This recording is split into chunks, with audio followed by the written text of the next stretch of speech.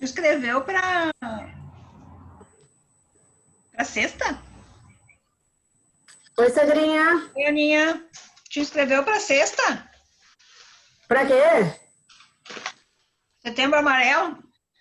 Não vou conseguir, tem uma aula inaugural Ah, é? na Uniriter. Uhum.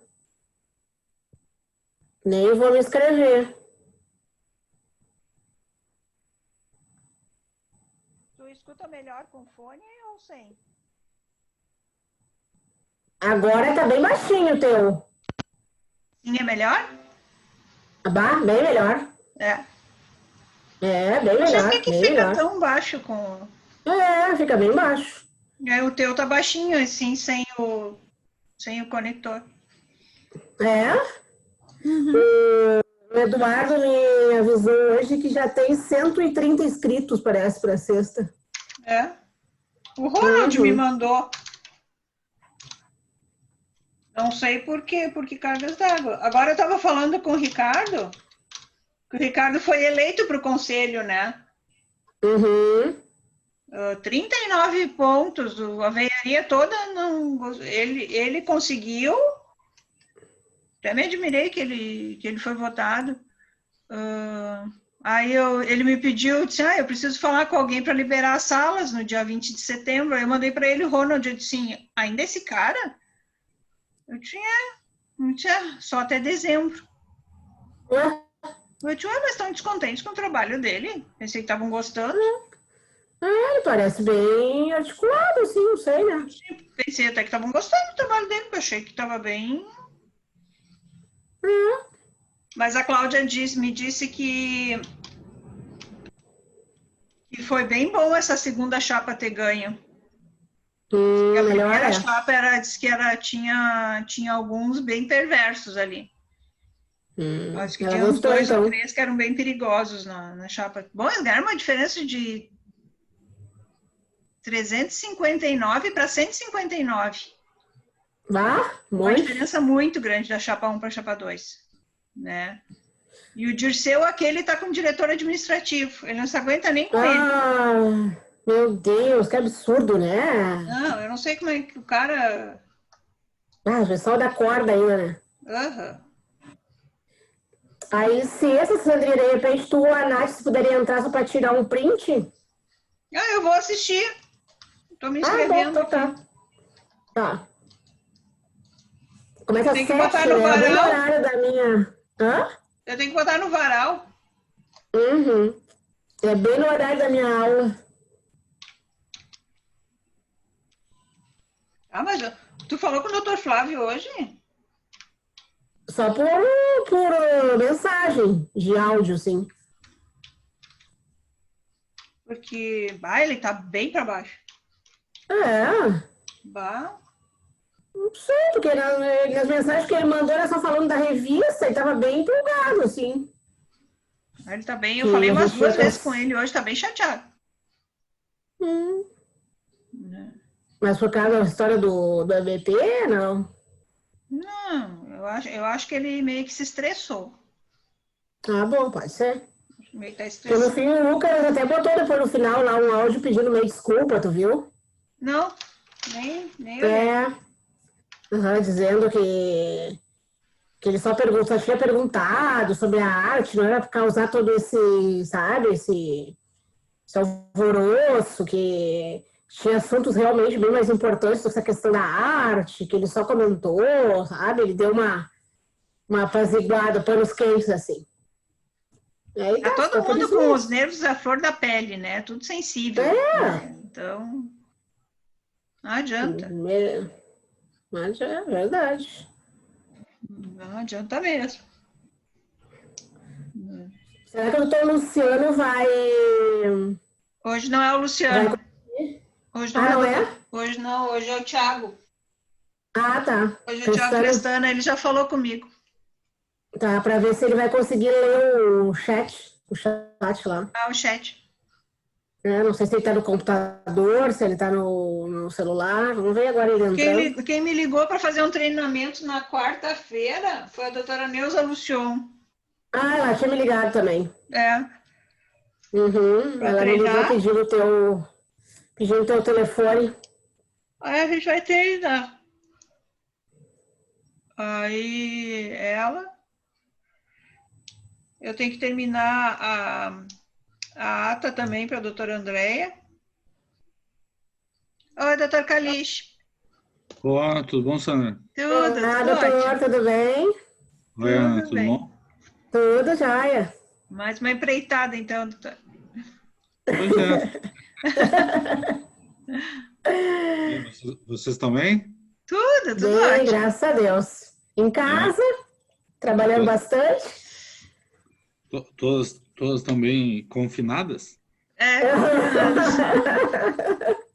Tem que ser, né, doutor? O que vai se fazer, né? O bicho não Nesse vai momento. embora? E vai levar tempo para ir embora. É, né? Pois é, né, doutor? Né? Enquanto a tal da vacina não aparecer, né? Né? Já que nós estamos aqui, deixa eu testar uma coisa. Isso. Claro. Eu vou colocar o meu PowerPoint na tela, deixa eu ver. Vocês me dizem se está Tá. funcionando. Combinado. Ó, tá desabilitado. Vocês não habilitaram dividir. Eu habilitei. Ah, tá. Eu habilitei antes. Eu acho que eu fiz errado. Agora. Tá habilitado, doutor.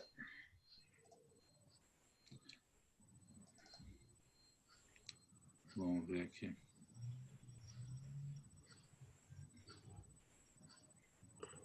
Que bonito essa foto aí que o doutor botou. Qual foto? Parece A imagem? uma galáxia, alguma coisa assim, uns pontinhos. Ah, vocês estão vendo? Eu não estou vendo. Sim, sim. Já Só tá não está no aparecendo. modo apresentação, doutor. Então, É. deixa eu ver uma coisa. Não, Isso. eu tô. Vamos ver. Agora se mexe. Perfeito. Tá se mexendo. Tá. Cuidado com as pedras. São meteoritos? Estão vindo. São coronavírus. Ah, não, doutor, não. Que bonito isso, doutor. Legal. O senhor não enxerga? Não está aparecendo para o senhor? Enxerga na minha outra tela. Ah, tá. No Zoom, não. Ah, Mas se vocês estão vendo, já perfeito. Tá perfeito. tá bom. É. É passar, doutor, para a gente passar umas telas adiante para ver? Vamos ver. Então, vamos de novo. Só para a gente conferir. Estão vendo de novo? Sim. Estão vendo agora Sim, agora umas figuras de Davi, umas mulheres. Agora perfeito. iceberg. Isso. Agora uma láctea, assim, Via Láctea. um monte de pedra e um buraquinho. Então, estão vendo tudo. Sim, Tudo. perfeito. Tudo perfeito. Só eu que não vejo. Não, para nós, Tá pro perfeito. pessoal vai estar ótimo. E como é que será que eu saio? Porque eu não tenho nem opção de sair da tela dividida. O senhor está Lá em trabalhando cima com não dois tem nada, computadores, doutor? doutor? Não, estou trabalhando com 2 telas. Ah, tá. Mas deixa eu ver se eu consigo aqui, ó. Aí. Alguma coisa a gente consegue.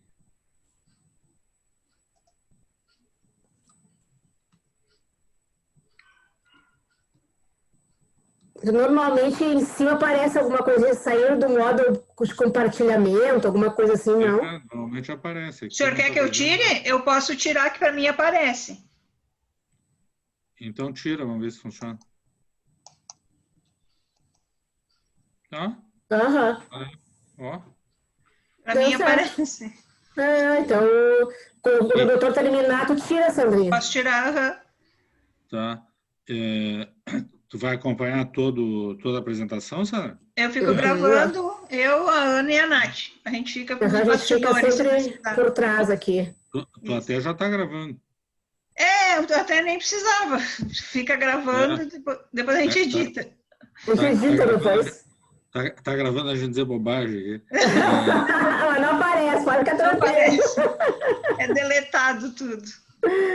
Depois vai botar tudo no YouTube. Ah, já pensou? Cair na rede? Ah, Então deixa eu ver de novo. Eu vou dividir de novo a tela. vai, tranquilo. Tá, Tá? Tá aparecendo para vocês? Tá. perfeito. Que interessante isso. Para mim não aparece. É, só não tá Pois no modo é. apresentação. É, Não, ainda. não.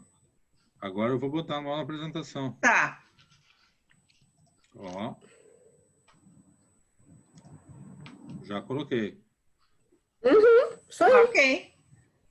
Então, Tá se movimentando, tudo direitinho. Já tá vindo as pedrinhas? os coronavírus. Estão aumentando, chegando. Tá, Sandra, então, deixa eu ver se eu consigo tirar. Não consigo saber nem por que não sai. Pois é, porque o consultor coloca bem direitinho. Vai bem lá em cima com o seu cursor, doutor. Bem no superior. Vê se não aparece uma reguinha verde. Só um pouquinho, deixa eu apagar outras coisas que estão no computador aqui, que talvez tenha muita coisa no computador.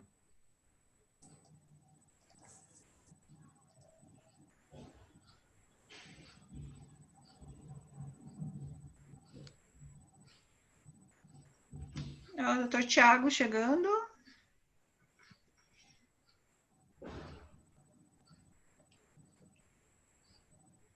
Ô, Thiago. Oi, Thiago. Ele tá sem som ainda, eu acho. Tá conectando. Oi, Thiago. Boa noite, tudo bem? Oi, boa noite, Oi, doutor. Thiago. Boa noite, doutor. Tudo certo. Resolveu se vir, então? Ouvi falar que ia sair, né?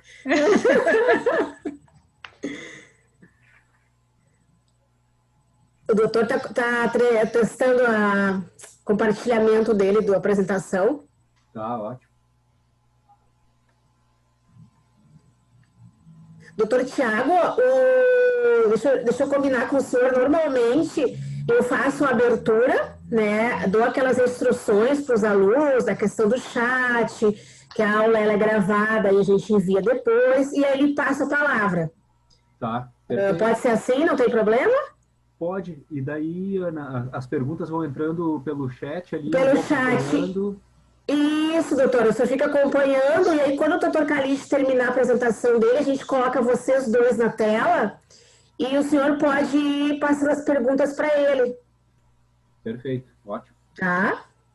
O senhor só tem que cuidar, doutor, que tem pessoas que perguntam no chat, a gente orienta, né, que eles coloquem no chat, mas tem gente que acaba colocando aquele QIA ali do ladinho também.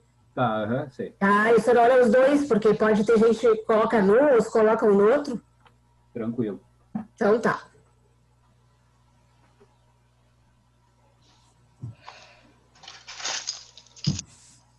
Não, eu não consigo botar na tela. Não deu, doutor?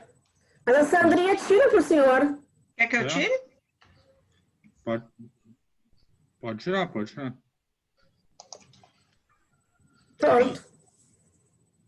É só tirar mesmo, porque compartilhar o senhor consegue tranquilo. Não Mas o entendo mais por quê. interessante, tá interessante isso, porque na minha outra tela aqui eu vejo tudo. Pois é. Mas não vejo... O senhor tá abrindo o PowerPoint na tela principal ou na secundária? Na secundária. Não aparece, eu acho que na principal o senhor consegue. Se o senhor abrir na tela principal, eu acho que o senhor consegue visualizar. Mas aí nós temos uma diferença de tamanho, porque a minha tela principal Bom. Tá. 6 vezes maior. Bom. Tá, entendi. Não, mas pro pessoal que vai estar assistindo, tá perfeito. O senhor vai dizer quando encerrou, aí eu vou ali e minimizo. Isso. É fácil, tio. Sandra, vamos fazer isso. Sandra, vamos fazer aquilo. A palavra-chave é Sandra. Sandra, ela tá escondida, mas ela tá aí. a voz do além aparece. Alice, tu quer que eu te ajude com o tempo, te dando algum toque, assim, quando faltar 10 minutos, 5 minutos ou coisa, ou tu vai cuidando aí? Eu posso ir cuidando, mas pode me dar toque também. É sempre útil, sabe que... Tá, de repente, bom, como é que a gente pode fazer? Daí eu te mando pelo WhatsApp, será? Não sei também se tu vai ter acesso aí. Tá vendo aí, Thiago? Tô vendo, tá perfeito. O que tu tá vendo aí? Introdução ao pensamento de Lacan, um pouco mais para a direita, e a tela, uma constelação, um universo, algo assim. Coronavírus. Que não deixa de ser um universo também.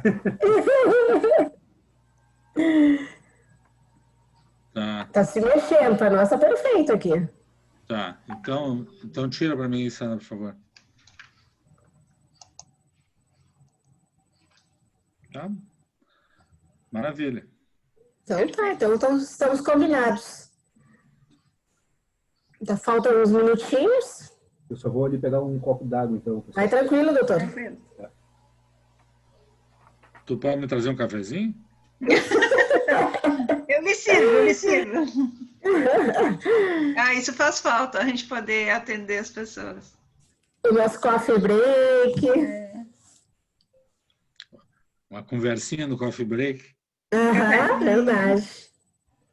Tomar um cafezinho, botar a conversa fora. Tá difícil. Que não adianta, é diferente, né, a conversa aqui, né? A gente, claro, se enxerga, conversa, mas não é a mesma coisa de estar ali junto, de abraçar, de dar um... não adianta, né? Quem gosta de abraçar e dar beijo... Eu sou terrível, eu sinto muita falta. O afeto, não adianta. Não satisfaz com a telinha. Não. E eu que não vejo a minha filha desde março. Nossa, que saudade. Nossa. Que ela está morando em Salvador. Sim. E aí, não pode. Com essa coisa toda. Ainda bem que hoje tem esse recurso, pelo menos, para se enxergarem, conversarem. Antes era só telefone, né? Mas sabe que eu até gosto do telefone, não me incomoda falar no telefone. Acostumou. Acostumei.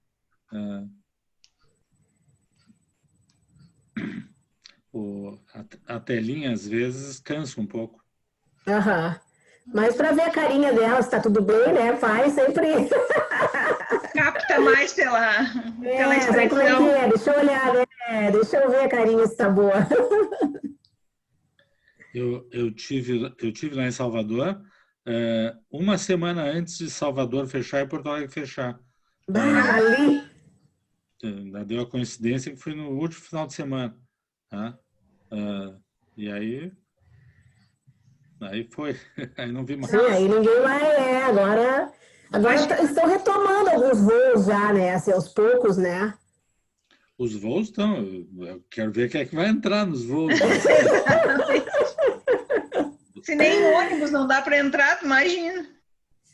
Eu tenho uma amiga que foi para São Paulo a trabalho, foi obrigada a ir, ela disse que tá tudo normal os aviões, não tem assim aquela distância, um do ladinho do outro grudado, assim, ela até ficou meio assustada, assim. Não, por isso que eu digo, eu quero ver entrar no avião. Pois eles não. Eu tinha entendido que deveria ter algumas cadeiras vazias, algumas poltronas, mas. Acho que eles vão perder dinheiro. Pois né? Tem isso, né? Hoje eu tive que coletar sangue, pedir para o Weiman vir aqui na minha casa. Tá? Aham. E mandaram uma marciana aqui. A pessoa tinha tanto paramento. Eles vêm tirar sangue como se eles estivessem entrando numa UTI de Covid. Tá? Todo cheio de. Então ela vem de máscara de hospital, não é máscara de andar na rua. Aquele face shield, um macacão, mais uma bota. Eu olhei Nossa! Luva. E o foguete, onde é que está? Está estacionado lá fora.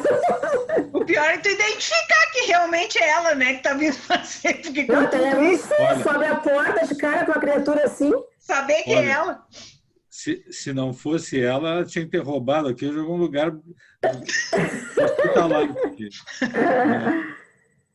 Daí ela não queria vir roubar na minha casa, porque não. Ai, olha. Muito elaborada a coisa. Mas eles cobram uma taxa, doutor, para vir. Cobra uma taxa, R$60. Não é muito, não. Vale a pena mesmo. Só não ter que ir no hospital para tirar sangue já. Claro, exatamente. Não, e às vezes tu vai, mesmo quando tu vai pessoalmente, tu paga estacionamento. Ou vai de Uber, paga quase isso, então vale a pena.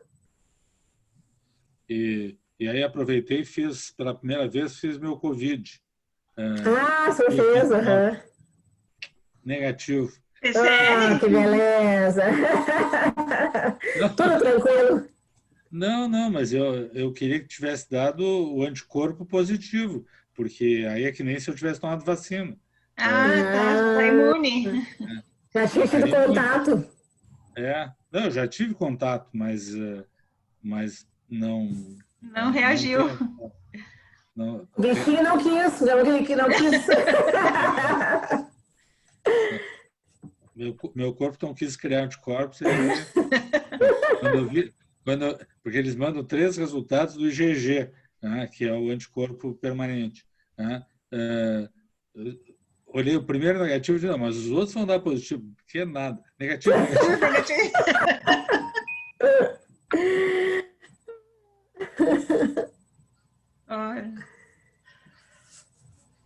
Mas esse que o senhor fez, doutor, se o senhor estivesse no momento, não aparecia. Aí tem que fazer o outro. São 2 anticorpos diferentes. Certo. Um se chama IgG e o outro se chama IgM. O M é o do momento. M é o do momento. Entendi. M é do momento. Tem sentido. O G é o que guardou. Tá? O M é do momento. É claro que não tem nada a ver essas palavras que eu estou inventando. Sim, a gente está brincando. Mas olha, agora ficou bem certinho, mas não esquece mais. IgM é do momento e IgG que guardou.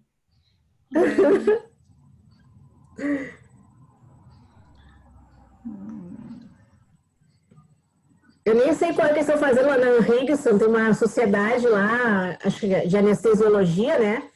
Que está fazendo uma vez por mês, eu acho, lá na Henriksen, para quem quiser, né?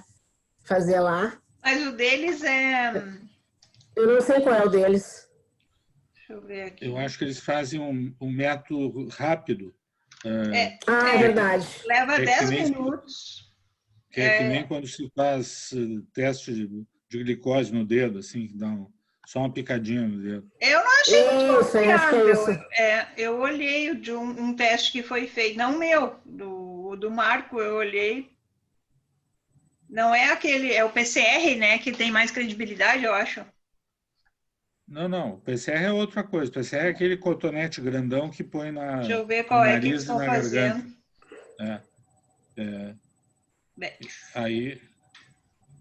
Aí o problema é diferente. Esse detecta o vírus vivo lá. Ah, tá. Não Ah, é tá, isso. tá. Isso. Não, não é isso que eles Não estão É, não, é. eu acho que é o fazendo. esse da gotinha, é. Não, eles O da estão gotinha, fazendo. Eles estão fazendo IgG e o IgM. Ah, é o que o doutor falou. Uhum. só que eles estão fazendo pelo método rápido, é o nome. Esse 10 método rápido, minutos após a é, aplicação sai o resultado. ele dá muito falso negativo, esse método rápido. É. Ah, e o que o senhor faz no laboratório não é rápido, doutor, é mais confiável. É mais confiável, depende do laboratório, é claro, mas Sim, o sim, o Weiman é É. bem confiável. Lá eles estão cobrando claro. 110 a unidade, mais R$ 30 para aplicação. Ó, Esse teste rápido. vai rápido mesmo, 110 mais. R$ 140. Vai que sai que é uma maravilha, assim, né? É, boa. R$ 140 num toque. 2 minutinhos, Sandrinha. Sim. Eu vou sair fora do ar, vou deixar vocês. A Ana faz a Tá. leitura. Me dá o alô, que aí eu também saio, passo para o doutor Tiago e saio da tela também. Tá. E nós ficamos nos bastidores. E quantas pessoas costumam assistir, Sandra? Deixa eu ver, vocês estão com 168. Vai a umas 130, 140 assistem. Muitos acabam, como sabe que a gente grava, né? Depois manda, alguns acabam não vendo na A hora. gente não fica sabendo quantos tem. Sim, aí no Fica, rodapé de doutor. vocês veem quantos estão Embaixo assistindo. ali tem participantes. Participantes, agora tem 5, são 5 pessoas que estão aqui. Mas quando eu abrir a sala, vocês começam a ver as pessoas entrando. Sim. Eu não abri a sala ainda. A gente não abriu ainda, então quando abre já vai um monte.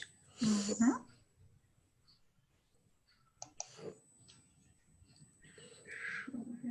Mais um minutinho só.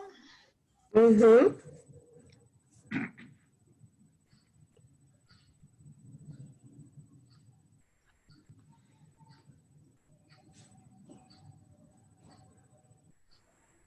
Tu combinou com o doutor para ele. O doutor Thiago vai apresentar o doutor Calixto? Aham. Vai. Ok. Eu só vou das informações, aquelas básicas, e aí passo para o doutor Tiago. Perfeito.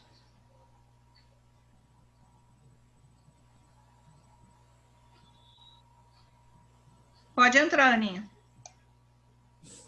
Boa noite a todos. Então, vamos para mais uma aula do nosso curso de Revisitando os Clássicos. Vou dar as nossas instruções, né, iniciais, então. Para todos os participantes, informamos que a mesma dinâmica que a gente tem feito nas outras aulas.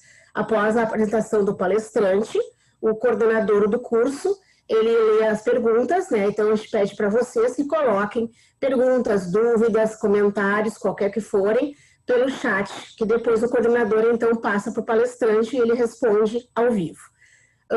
Lembrando também, pessoal, que a aula está sendo gravada e que ela será enviada para todos os alunos, tá? Podem ficar tranquilos, quem não conseguir assistir tudo por algum motivo, mas sempre com um tempo de 7 a 10 dias, tá? Que nós precisamos editar e depois enviar por e-mail. Bom, então, uma boa atividade a todos e eu passo a palavra para o coordenador, Dr. Tiago Crestano. Bem, obrigado, Ana. Então, boa noite a todos. Como a Ana já falou, vamos dar seguimento ao nosso curso Revisitando os Clássicos Psicanalíticos da Teoria Prática. Hoje a gente vai falar, então, sobre Lacan. Gostaria de agradecer primeiro à Associação de Psiquiatria pela organização da atividade, ao Departamento de Psicoterapia, o Luciano Zolan, nosso coordenador. Agradecer a presença de todos também que estão nos assistindo essa noite, e principalmente ao Calixto por se disponibilizar a poder nos falar, então, e nos apresentar o Lacan. Como a Ana falou, então, as perguntas podem ir sendo enviadas pelo chat à medida que o Calixto for apresentando e que depois a gente vai responder. A ideia é que o Calixto possa falar em torno de 45 a 50 minutos sobre o autor e depois a gente abre para debate. Então, o José Carlos Calixto é psicanalista, ele é membro efetivo, analista de data e atual presidente da Sociedade Psicanalítica de Porto Alegre. Ele é professor da New York University, no pós-doutorado em psicanálise, professor convidado do CELG, membro do board editorial do International Journal of Psychanalysis e da Psychoanalytical Quarterly, também é membro honorário da Associação Psicanalítica Mexicana e coordenador do grupo de trabalho sobre métodos clínicos comparados para a América Latina. É uma satisfação poder estar coordenando essa atividade para mim, porque o Kalish, além de ser um professor, um supervisor, um mestre, também é um amigo, que eu considero um grande amigo meu, e por acaso foi meu professor de Lacan nos seminários da formação, então eu posso garantir que a gente vai ter uma bela atividade hoje. Então, com a palavra agora, Kalish, muito obrigado pela tua disposição aí para esse debate. Boa noite a todos, obrigado, Tiago. De fato, é um prazer estar dividindo a mesa aqui com o Tiago. Como ele disse, eu confirmo o que ele disse, nós acabamos desenvolvendo uma muito boa relação, né? E, por coincidência, caímos juntos nessa mesa aqui. Eu quero agradecer também à Associação de Psiquiatria, né, no seu departamento de psicoterapia, e agradecer a presença de todos para ouvir um assunto que é difícil, né? O Freud, ele disse que governar, né, e educar eram profissões impossíveis. Depois ele acrescentou que fazer psicanálise também era a terceira profissão impossível: governar, educar e fazer psicanálise. E eu vou dizer para vocês que eu vou botar uma quarta. Introduzir o pensamento de Lacan em 45 minutos é uma profissão impossível, né? Então, o que eu quero combinar com vocês é o seguinte: eu não vou introduzir conceitos lacanianos na forma que o Lacan apresenta, né? Porque isso seria impossível de fazer em 45 minutos. O Lacan tem um vocabulário muito novo, muito complexo, né? E que exigiria uma discussão de minúcias que nós não temos esse tempo para fazer. Então, a ideia é apresentar os princípios gerais da teoria, né, para que as pessoas que conhecem pouco ou tiveram muito pouco contato com a teoria do Lacan possam ter ideia dos princípios gerais, né? Eventualmente, tem algum conceito que a gente vai ter que aprender nesse momento, e vocês podem fazer as perguntas que o tempo permitir. Eu acho que a gente vai ter bastante tempo para perguntas. Então, eu quero começar primeiro, deixa eu dividir minha tela aqui, e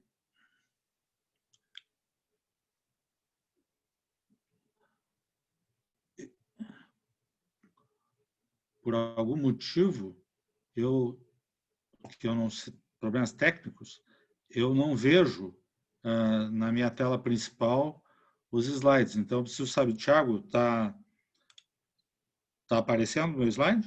Tá aparecendo, perfeito. Tá. O Thiago já me apresentou, então vou pular esse aqui.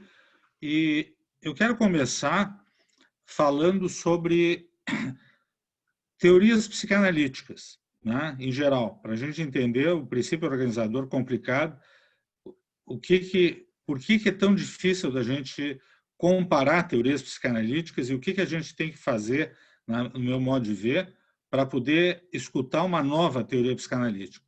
Se a gente pegar essa excelente figura do David LaChapelle, a gente pode imaginar que isso é a primeira teoria do Freud, a sexualidade sendo reprimida no andar de cima, né, e no andar de baixo aparece o que é da vida convencional civilizada, né? Na segunda teoria estrutural, a gente já teria um desenho desse tipo, né? Se a gente pegar a teoria do Bion, a gente vai ter que imaginar um universo em expansão, né? O que vai fazer com que a gente pense que aquelas figuras que eu mostrei a respeito das teorias do Freud não dariam conta dos princípios da teoria, né? Se a gente for pegar uma teoria do Winnicott, do falso self, então a gente teria que pensar em algo que pudesse proteger uma parte que não se criou, que não se desenvolveu, né? Uma parte dura, pedrinhas eu achei para botar nessa figura, né? E a do Lacan, se a gente fosse fazer um desenho, teria que ser uma coisa mais ou menos assim, uma cultura em volta da palavra, né? Não foi muito fácil achar um slide que desse conta disso, mas a internet hoje em dia a gente acha o que a gente não espera. Então, essa figura dá bem conta de um princípio básico da teoria do Lacan. Por que eu estou mostrando isso? Porque, evidentemente, se cada teoria tem uma figura, uma metáfora que expressa ela diferente, é porque elas não são comparáveis, né? Eu posso comparar vou passar para vocês essa figura aqui. Imagine que cada um desses desenhos é uma teoria psicanalítica sobreposta à outra. Elas têm áreas de intersecção, elas têm áreas de... mas algumas partes nem se encontram com as outras, né? Então, a gente não adianta a gente tentar ler uma teoria com a outra teoria, né? Elas têm pontos em comum, porque sempre estamos falando do ser humano, né? Mas elas nunca têm o mesmo princípio organizador, né? E se a gente vai tentar ler uma pelo outro, a gente acaba não entendendo o que o novo quer dizer. A gente acaba, mas isso já estava no Freud, isso já estava na Melanie, isso já estava no Bion, quando, na verdade, são leituras do fenômeno humano diferente e não passam por tudo isso.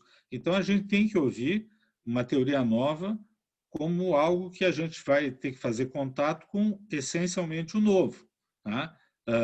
E não tentar achar numa teoria que a gente já conhece.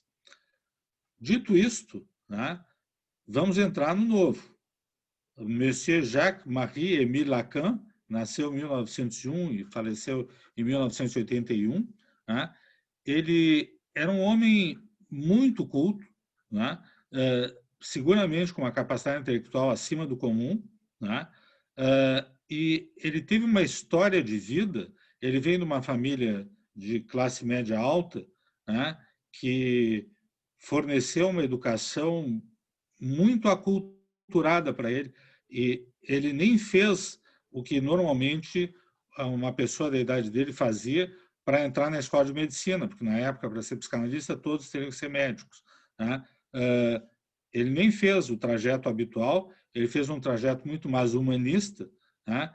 E ele tinha contato com, a gente vai falar um pouquinho disso em seguida, ele tinha contato com muitos intelectuais da época, né? Então, ele tinha uma mentalidade que não era uma mentalidade igual à dos colegas dele dentro da sociedade, né? Tanto que ele, quando entrou na sociedade, ele já entrou brigando, né? Que não é uma boa maneira de entrar, né? Mas ele já entrou brigando, né? Porque naquela época, na França, a psicanálise estava recém começando, né? E então a ideia da Sociedade Psicanalística de Paris da época era tentar fazer uma psicanálise científica, né? Com base na neurociência daquela época também, né? Em torno dos anos 20, 1920, há 100 anos atrás. E ele entrou com uma ideia de que a psicanálise não era baseada nesses princípios, que ela era baseada em questões muito mais humanistas do que simplesmente a base neurocientífica que queriam impor. Então, ele entrou brigando e ele saiu brigando. Ele foi expulso da IPA lá pelas tantas. Não vou ter tempo para contar a história, mas é uma longa história de brigas, né? E ele acabou criando toda uma teoria absolutamente diferente das teorias que eram tradicionais naquela época, né? Ele fez uma releitura do Freud, né?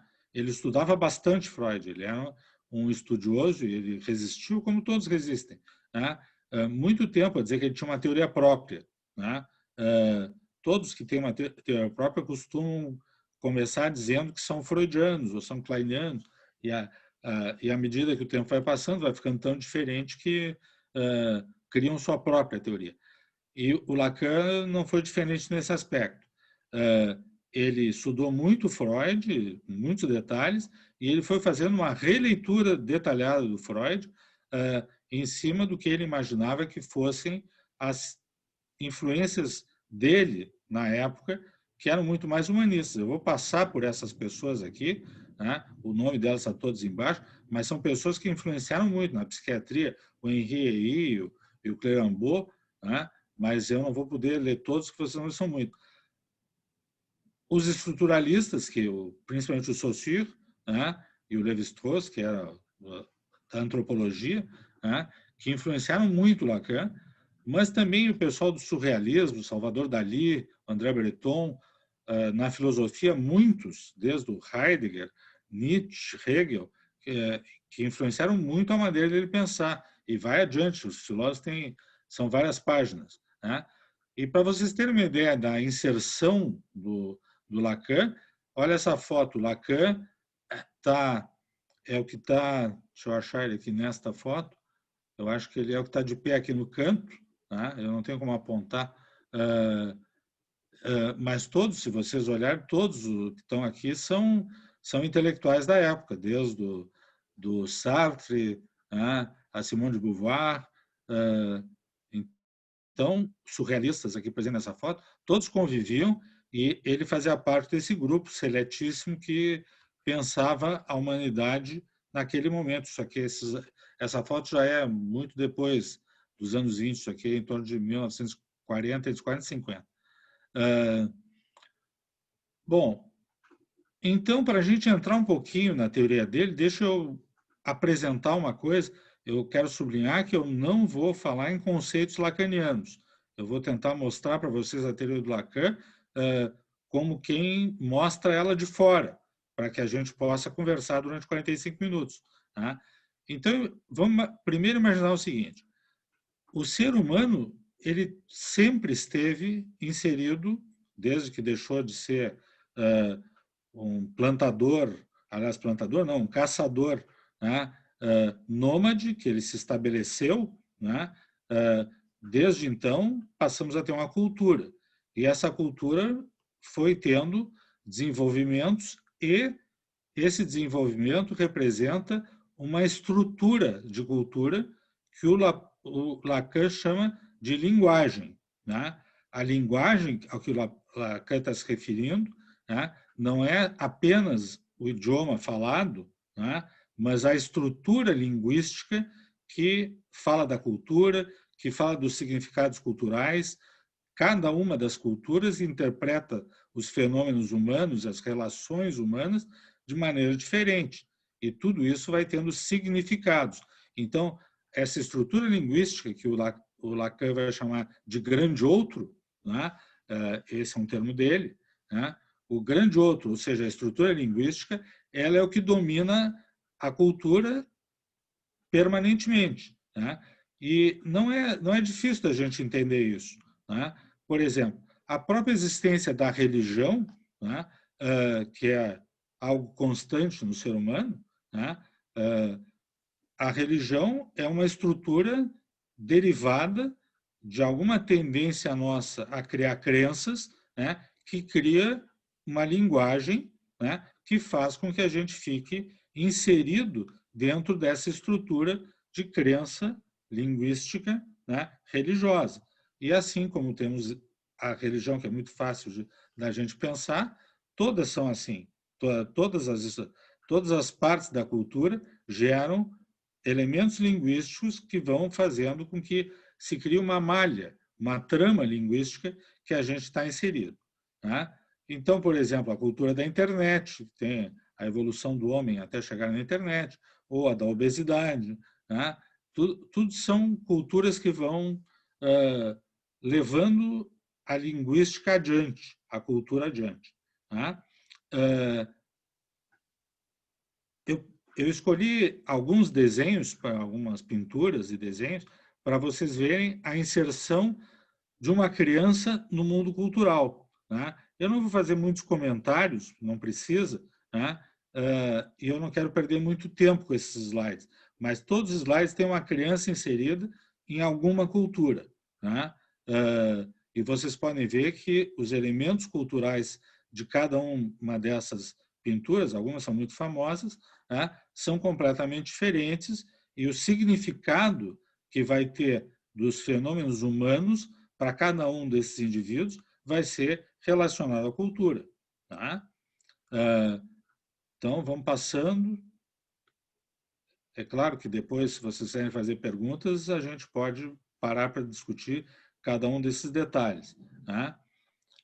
Mas, então, vejam, sempre nascemos inseridos numa cultura. Estamos sempre mergulhados no grande outro. Tá? Passar um pouquinho mais rápido, porque nós temos tanto assunto que... a nossa cultura atual, né? Os pais sentados olhando o celular, né? Ou todo mundo ligado, até o cachorro, em algum aparelho, alguma plataforma digital. Né? E esse slide aqui eu escolhi pelo seguinte: essa é uma menina órfã na China. Né? Então, ela não está junto com outros adultos, mas ela também está inserida num sistema linguístico. Né? Ela pode não ter pais diretamente, né? Mas ela está inserida dentro de um mundo cultural e num sistema estrutural linguístico. Então, o grande outro também está dentro dela. Então, eu escolhi essa porque é uma menina que não tem os seus pais por perto, não tem uma família por perto, mas está inserida. Inclusive, ela está com uma caixinha ali cheia de elementos linguísticos chineses. Além do que, ela é muito bonitinha. Aqui nós temos a outra situação, que já não é o grande outro. Aqui já é o pequeno outro. Né? Então, são dois conceitos importantes do Lacan, que é o grande outro como a cultura, a estrutura linguística, e o pequeno outro como aquele com quem a gente se relaciona, né? Diretamente. Né? O pequeno outro mais clássico é a mãe, né? Mas todos os seres com quem a gente se relaciona individualmente são pequeno outros. Tá? Então, numa figura que sintetiza isso, a nossa mente, por Lacan, ela é criada primeiro, né, pela mão de outra pessoa, né? Porque nós nascemos recebendo uma série de mensagens culturais, uma série de significados culturais que vão fazendo com que a nossa constituição seja atravessada por essa cultura. Né?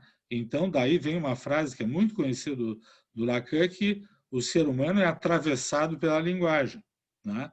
É atravessado nesse sentido, porque a gente, desde que nasce, a gente está inserido no sistema cultural e nesse sistema linguístico que vai nos fornecendo significados que são próprios daquela cultura, né? Daquele recorte cultural, né? Ainda que a gente nasça cheio de mãos dentro da cabeça da gente. Antes era uma mão só, né? Agora são várias mãos, várias cores de mãos, né? E essas cores de mãos conduzem a que a gente tenha, essa é uma figura muito interessante, né? Porque a gente nasce cheio de carimbos, né? Do que a gente vai recebendo como significados que vêm de fora da gente. Né? No divã do psicanalista, o que aparece para o Lacan? Eu quero já introduzir esse assunto, porque eu não sei se a gente vai ter tempo de poder discutir isso depois. Né? O analista vai ter que ouvir aquilo que o paciente diz, sabendo que muitas das coisas que ele está dizendo são significados culturais. Né? E ele vai ter que achar, o psicanalista, aquilo que não tem significado. Porque o que não tem significado é que é próprio do sujeito. Né? Aquilo que ainda não tem significado é próprio do sujeito. O que já está com significado é porque é uma marca cultural. Né? Então, vistos esses conceitos básicos, vamos dar uma olhada como é que se constitui o eu para Lacan, né? O que ele chama de imaginário e uma noção fundamental que é a noção de incompletude. Né? O texto mais importante dessa parte aqui é o Estádio do Espelho como formador da função do eu, que é um dos primeiros textos do Lacan. Né? Ele apresentou esse texto num congresso antes da Segunda Guerra, né? Mas ele só publicou depois É toda uma história comprida que também não vai dar tempo para contar, mas ele levou muito tempo para publicar esse texto, que é um dos textos fundamentais da obra dele. Essa ideia de estado de espelho, ela evolui na obra do Lacan, né? Ela começa de uma maneira e, à medida que ele vai mudando a teoria dele, ele vai mudando também a concepção dele do estado do espelho, que nós já vamos falar o que é esse estado do espelho, né? Mas é básico a segunda parte da frase.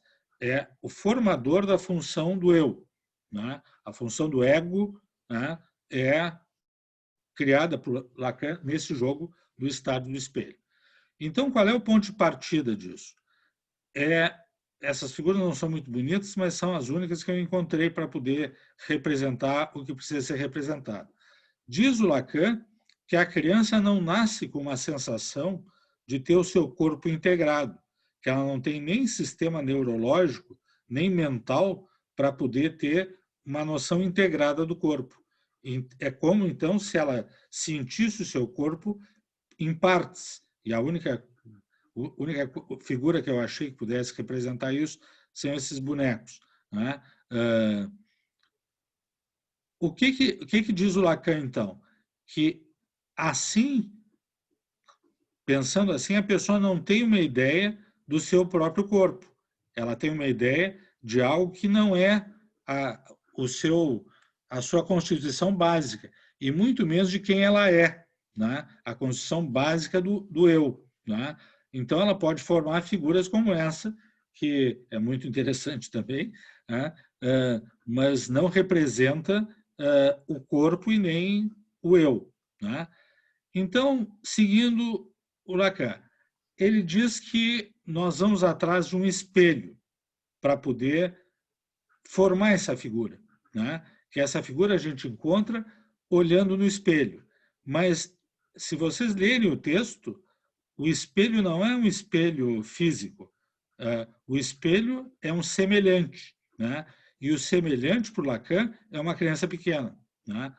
E é por aí que as crianças têm, e todo mundo que tem filhos, que convive com crianças, sabe, que as crianças têm uma particular atração por crianças, né? Ainda que tenha atenção aos adultos, isso tudo, né? Quando aparece uma criança semelhante, eles têm literalmente uma atração, uma fixação. Diz o Lacan que isso representa a maneira como eles podem ter a visualização da imagem do corpo, né? Que a primeira imagem do corpo eles enxergam em algum semelhante, né? Então, é algum semelhante que dá a imagem do corpo. Isso não quer dizer que o espelho também não vai dar, porque as crianças também têm uma atração pelo espelho, né? Essa criança bonitinha também aqui está, obviamente, atraída pelo espelho, mas provavelmente ela enxerga no espelho um outro. Ela não enxerga a si mesma, ela não sabe que é ela mesma, né? Ela enxerga um outro, né? Mas tem que ser algo semelhante, né? Por exemplo, aqui, nessa outra figura bonitinha, né? Ele não parece muito contente de ter encontrado esse semelhante a ele, né? Então, não daria esse poder de integrar a imagem do corpo. Então, a criança só vai ter essa imagem integrada e poder se sentir com o seu eu sendo formado se ela enxerga isso primeiramente num outro, né? E isso vai ser, essa imagem vai construir o primeiro momento do imaginário do Lacan, né? Então, nós vamos falar sobre isso depois, ele vai introduzir os conceitos de real, de imaginário e de simbólico, né? O imaginário começa pela imagem do outro, né? É a imagem do outro que começa a trazer o imaginário. Para fazer uma coisa mais sintética, eu vou dizer assim, o imaginário vai ser tudo aquilo que vem do outro, né? Tudo que vem do outro e que tem significados, né? Mas que não são significados ainda transformados em meus, né? O que é transformado em meu vai ser do simbólico, né?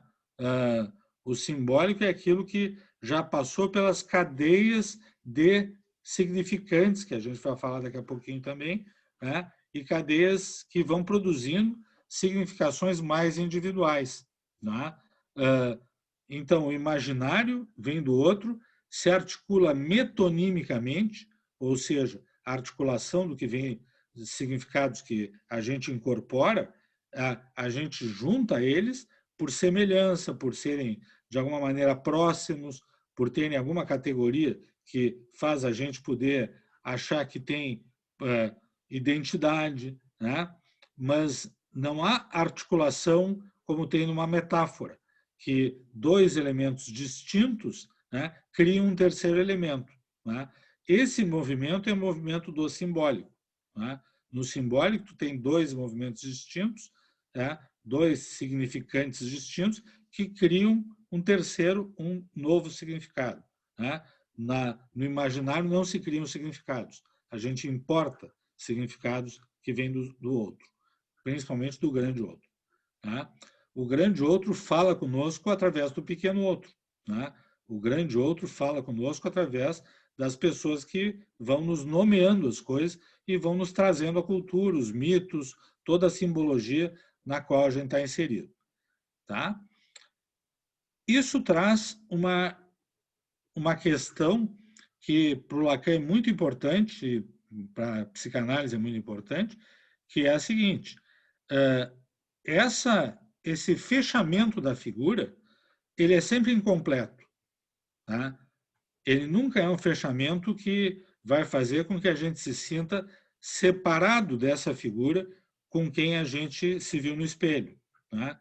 A gente sempre vai ter uma área de intersecção, sempre vai ter uma abertura para o outro. E com isso, o Lacan revolucionou a psicanálise, porque com essa ideia ele introduziu o conceito de alteridade, né? A importância do outro na mente da gente, né? Da mente do outro na mente da gente, do corpo do outro na imagem que a gente tem da gente mesmo e mesmo na estrutura do ego, né? Então, tudo isso é constituído em conjunto com o outro. É a primeira noção de intersubjetividade que temos descrito. Talvez não seja a primeira, porque é muito complicado, porque tem outras teorias que se afastaram um pouco da psicanálise e retornaram muitos anos depois, né? Como, por exemplo, a do Harry Stack Sullivan, que é contemporâneo do Lacan, mas nunca se falaram. O Harry Stack Sullivan é americano e o Lacan francês, nunca se falaram, nunca se escreveram, tá? Mas o Harry Stack Sullivan também tinha uma ideia de que algo acontecia no mundo interpessoal, mas não igual ao que o Lacan está dizendo. Primeiro que essa constituição do eu depende do outro, né? É atravessada pelo outro, né? E nunca há uma separação completa, vai sempre ser algo como essa figura que está na tela. A partir daí, a gente tem que pensar um outro conceito que é muito importante, que é o conceito de agressividade, né? Porque se a gente imagina que o outro constitui a gente vai ter uma ligação ambivalente com ele. Ao mesmo tempo, a gente vai querer ser igual a ele, né? Mas a gente também vai querer manter a nossa individualidade e manter o outro afastado, não invadindo o nosso espaço. E, lamentavelmente, a melhor maneira de fazer isso é fazendo com que o outro se transforme em alguém igual a nós, que é a essência do narcisismo e da agressividade para o Lacan, né? Então, é transformar o outro em igual a nós.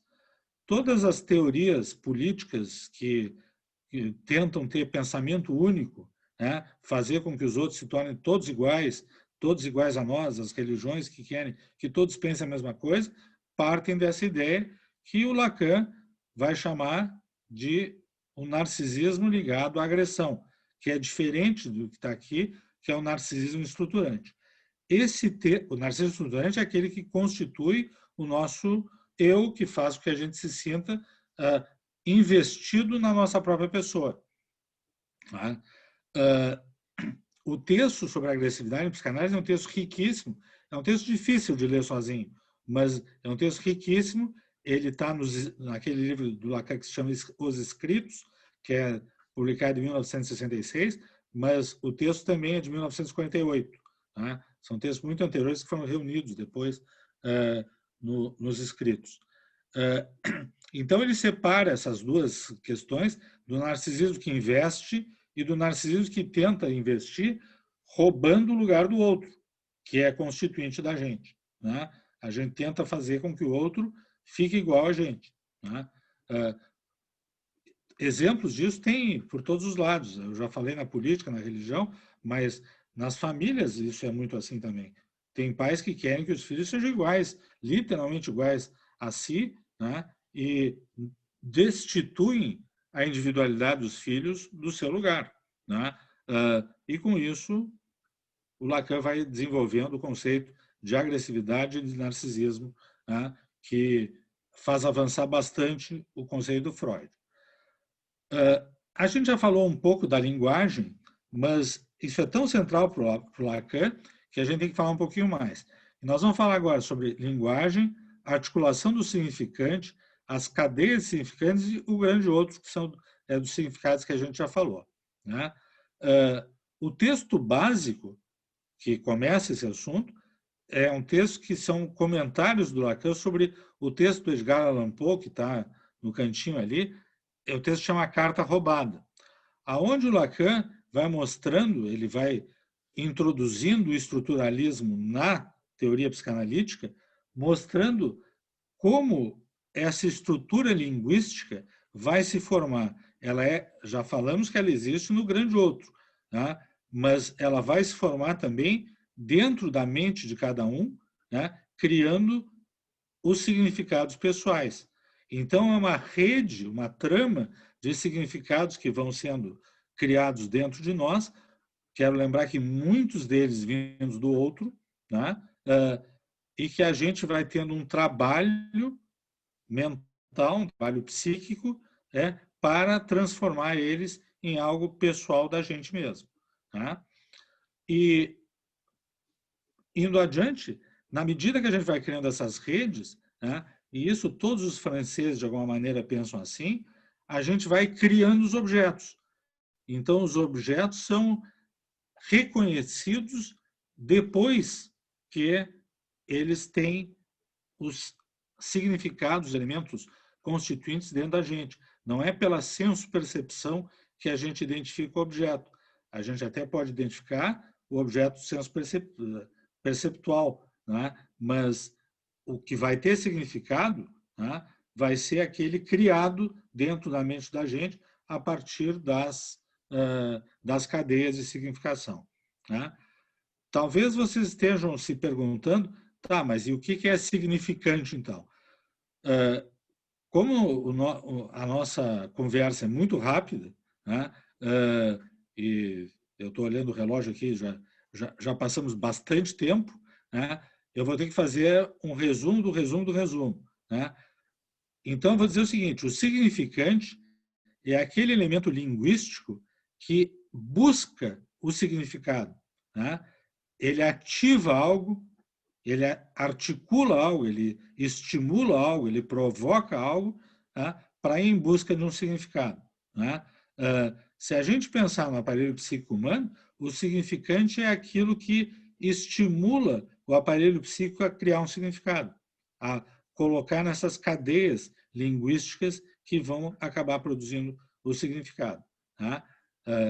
Dito de uma forma super sintética, esse é o significante, é um estímulo, é aquilo que vem, em geral, do mundo real, né? E que a gente tem que achar o significado. O real, para o Lacan, que é o último conceito que falta do real simbólico imaginário, são as experiências que a gente tem, nós estamos imersos no real. Real, para o Lacan, não é realidade, não tem nada a ver com nenhuma espécie de juízo, nem juízo crítico, nem nada disso, é aonde a gente está imerso e que não tem significado. Tá? São as experiências que são infinitas, não têm dimensões, tá? Que impactam a gente e que a gente tem que introjetá-las e colocar como significantes, tá? e, através disso, criar significados pessoais para cada uma delas. Né? É um conceito bastante complicado, é o último dos conceitos entre real, simbólico e imaginário, é o último que o Lacan criou, né? E dizendo de uma forma também sintética, né? Se a gente quer amadurecer psiquicamente, a gente vai ter que ir, obviamente, aumentando a nossa área simbólica, a área que tem mais conexões de significantes com novos significados pessoais, né? Que vão, o significado pessoal vai se juntando, se estabilizando e vai criando um símbolo, né? E esses símbolos vão constituindo o mundo interno da gente, né? Então a gente tem que sair do imaginário, né, para entrar no simbólico, né? Esse é o caminho. Então tu tem que pegar elementos do real, né? Eles vão ser momentaneamente imaginários, ou às vezes permanentemente, né? Mas se o trajeto é em direção ao simbólico, eles vão ser momentaneamente imaginários e vão em direção ao simbólico, né? E vão criando as áreas de individuação, né? Se a gente permanece no mundo imaginário, né? E tem uma parte da gente que sempre permanece, mas se a gente permanece no mundo imaginário, a gente tem um falso self, a gente tem algo que não representa o desejo individual, né? O desejo individual não vai estar representado. O conceito de alienação também é muito importante para o Lacan, porque exatamente porque a gente é habitado pela mensagem do outro, pelo desejo do outro, né? A gente tem uma alienação em relação aos nossos próprios desejos, né? E a nossa própria vida interna, né? E essa alienação é fundamental. Diz o Lacan que, ainda que a gente amadureça psiquicamente, para a gente poder realmente transformar, só depois de uma muito boa análise, né? Bom, indo um pouquinho mais adiante, né? Vamos falar na alteração que o Lacan fez no complexo de Édipo, né? O Lacan fez uma outra leitura que parte da ideia de intersubjetividade, né? O Édipo deixa de ser um conceito que é algo inscrito na filogênese, como era por Freud, né? E ele vai passar a ser construído na intersubjetividade, né? Então, em nome disso, o Lacan descreveu 3 tempos. E para isso a gente tem que antes falar no conceito de falo, né? Que não tem nada a ver com pênis, né? O falo é aquilo que completa uma falta, né? Eu falei antes, lá no estádio do espelho, que nós nunca nos fechamos, a gente nunca completa, a gente sempre vai ficar como um ser incompleto. Até porque os nossos significados, como a gente vai estar sempre procurando o novo significado, eles também vão ser incompletos. Nós nunca vamos ter significados fechados e absolutos, né? A cadeia só é viva se ela não fecha o significado, né? Então, nós estamos sempre em busca de algo que nos complete, né? Seja na vida amorosa, seja na vida relacional, seja no mundo psíquico, né? Nós estamos sempre procurando algo que nos complete. Falo é aquilo que completa, né? É aquilo que dá o poder, que tem o poder de completar, né? De nos tirar da sensação de incompletude, né? Novamente, então, a importância da incompletude, né? Então, o primeiro tempo do Édipo, para o Lacan, é o tempo onde o bebê está sendo vivido pela mãe e pelo casal parental como o representante do falo, principalmente pela mãe, né? Então, a mãe, se costuma dizer, tem o rei na barriga, porque completa a mãe, né? Completa porque dá esse poder dela não se sentir mais um ser incompleto. Agora estou cumpri a minha missão, cheguei a me sentir como uma pessoa completa. E tem muita gente que diz isso explicitamente, que principalmente na primeira gravidez, tem a sensação de que houve uma completude com a primeira gravidez. Tá? Esse seria o primeiro tempo do Édipo, o tempo onde o bebê é o falo da mãe e a mãe considera o bebê o seu falo. Tá? O segundo tempo do Édipo, né, tem a entrada do pai na relação. Né? Então, o falo deixa de estar ligado à mãe, né, e se desloca para esse que se intromete na relação. Né? Ele se intromete para separar a mãe do seu bebê, para que o narcisismo não fique permanente. Né? Senão fica uma ligação dual, narcísica. Então, o pai, ou a palavra do pai, o nome do pai, que são termos mais conceituais lacanianos, né? Se introduzem na relação do bebê falo da mãe, né? Para que o bebê se torne o falo do pai nesse momento. Né? Se o pai ocupa esse lugar, a criança vai adoecer da mesma forma, né? Porque vai só passar de um para outro. Então, tem que haver uma dinâmica onde isso seja uma relação que permita que o mundo se abra, para chegar, aqui de novo uma figura do pai, né? Para chegar na pai de novo, para chegar na ideia que a criança vai tendo limites, a palavra do pai vai colocando a realidade, vai colocando, não é o real, vai colocando a realidade, vai colocando aquilo que é dentro e fora, né? Vai ajudando a poder colocar a criança como um ser individuado. Né? E aí tem algo que é muito interessante do que o Lacan diz, porque ele diz que, para que isso funcione bem, começa, na verdade, com a mente da mãe. A mãe tem que ter um pai na cabeça dela que já permita a entrada do pai na relação. Senão, ela nunca vai permitir a entrada do pai, né, de um pai, né, nunca vai permitir a entrada de um corte, ela nunca vai permitir a entrada de alguém que põe limite, que coloque em contato com a realidade. Né? O terceiro tempo do Édipo, que eu estou com a impressão que eu estou sem figura, o terceiro tempo do Édipo é quando todos aceitam, tanto o pai, quanto a mãe, quanto o filho, aceitam que ninguém possui o falo. Né? O falo não é de ninguém. Né? Ele circula permanentemente. Né? Como ele circula permanentemente, ele não pertence a nenhum. Então, não é mais alguém que tem um poder. Né? Ele circula circunstancialmente. Né? Isso faz com que o grande outro, a cultura, volte a ser quem tem o poder. Né? Então, as estruturas culturais é que vão dar os códigos que orientam a estrutura da vida. Né? Como é que a gente vai enfrentar dentro daquela família, daquela cultura e dentro daquilo que é a favor do crescimento da criança, como é que vai se enfrentar cada uma das etapas, cada uma das frustrações, cada um dos desafios. Esse é o terceiro tempo do Édipo. Então, vocês podem ver que é muito diferente dos tempos do Édipo do Freud, né? Que não tinham absolutamente nada a ver nem com intersubjetividade e nem com essa saída do narcisismo para a construção do mundo individual inserido na cultura. Né?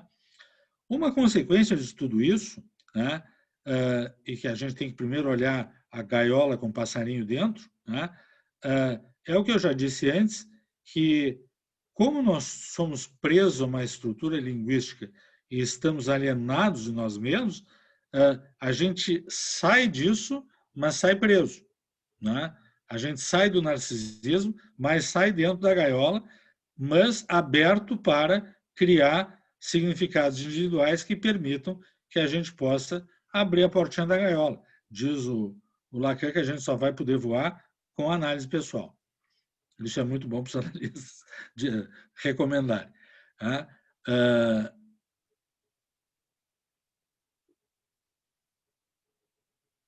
Ué, o que houve aqui?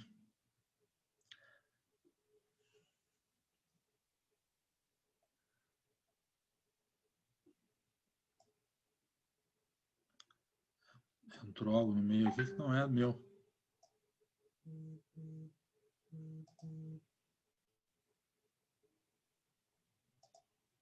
Deixa eu ver se eu me acho aqui na outra tela.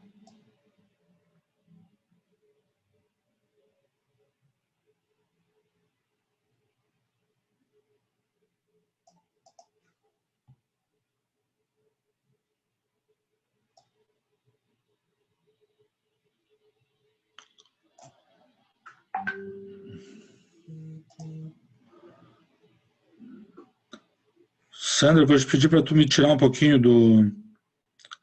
da projeção. Deixa eu ver se eu encontro onde é que eu estou aqui.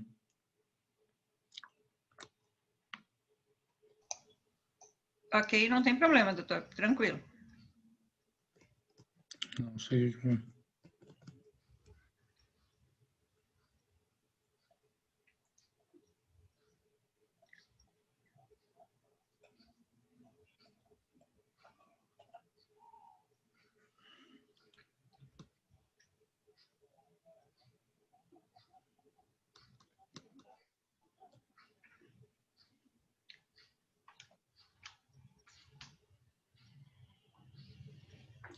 Bom, de qualquer maneira, nós já estamos no final do meu tempo, né, para a gente poder abrir para perguntas de vocês.